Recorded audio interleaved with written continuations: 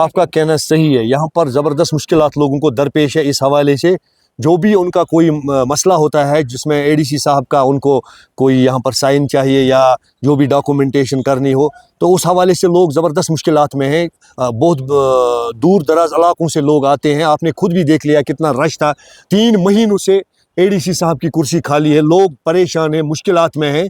इस बारे में भी हमने बात की है, हमने हमेशा चिल्लाया है और जितने भी हमारे एमएलए साहिबान हैं उनसे भी हमने बात की है।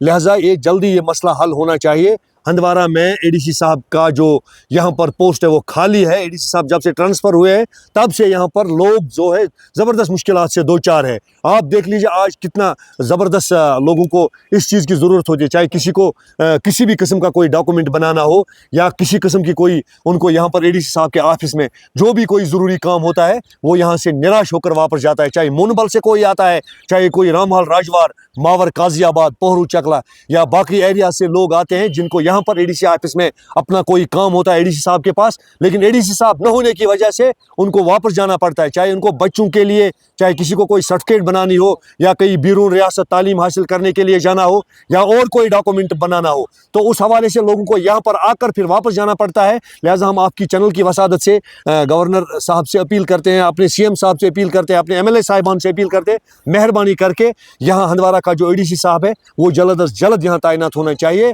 ताकि लोगों का जो मुश्किल है, लोगों के जो मसाइल है वो हल हो जाएंगे। आपका कहना सही है। वीडियो जो हमारे हैं इनको 3-3 4-4 ब्लॉक देखने पड़ते हैं। इसी तरह तहसीलदार साहिबान जो हमारे हैं उनको भी 3-3 तहसील देखने पड़ते हैं। अगर कोई हंदवारा आता है उसे कहते हैं कि वो जचलडारा में है, जब मावर जाता है तो उसे कहते हैं लंगेट या काजियाबाद में है।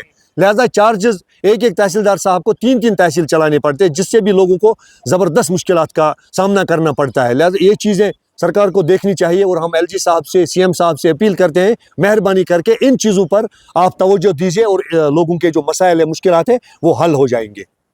सो कहना क्या है, बड़ी अफसोस की बात है।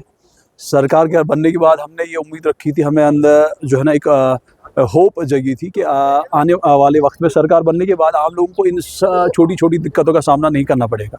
बट अनफॉर्चुनेटली सरकार बनने के बाद भी एलजी एडमिनिस्ट्रेशन में तो था ही तकलीफ़ें जो है ना आए दिन तकलीफ़ें होती थी, लेकिन थोड़ा सा लगा था कि सरकार बनने के बाद शायद कुछ तकलीफ़ों में कमी होगी। बट अनफॉर्चुनेटली मैं बार बार कहता हूँ, आप भी और बाकी मीडिया हाउसेस भी इस चीज़ को बड़ा हाईलाइट करने में लगे हैं, लेकिन अनफॉर्चुनेटली अभी तक 3 या 3.5 महीने से ज़्यादा टाइम हो गया हमारी जो हंदवारा के एडीसी साहब हैं, अभी तक यहाँ पे किसी की तैनाती नहीं हुई है। तो अब बदकिस्मती और क्या कहेंगे इसमें। जिस तरह में ये हंदवारा की बात नहीं है, मुझे लगता है डिस्ट्रिक्ट कुपवारा में मैक्सिमम अगर आप देखें तो एक ऑफिसर को करीबन 2-2, 3-3 जगह का चार्ज दिया गया है। जब एक इंसान एक जगह जहाँ पे पहुँचता है, एक ब्लॉक में या तहसील में, तो ऑफिसर बोलते हैं वो दूसरे ब्लॉक में इस वक्त हैं, तो वहाँ जाते हैं तो कहीं पर ये बैलेंस नहीं हो पाता है। अगर एक बंदे को करे भी तो क्या करे भाई, एक बंदे को आप 3-3 जगह का लोड दे रहे हैं, 4 जगह का लोड दे रहे हैं, सो वो कैसे मैनेज कर सकते हैं। बड़ा डिफिकल्ट है उनके लिए भी, वो भी इंसान है, उनके लिए हम उनसे नाराज़ नहीं हैं, लेकिन सरकार का ये चाहिए कि मतलब आप एक इंसान पे उतना ही वर्कलोड डालें जितना वो मैनेज कर सकता है, उतना ही प्रेशर उस पर डालें जितना वो मैनेज कर सकता है। अब जब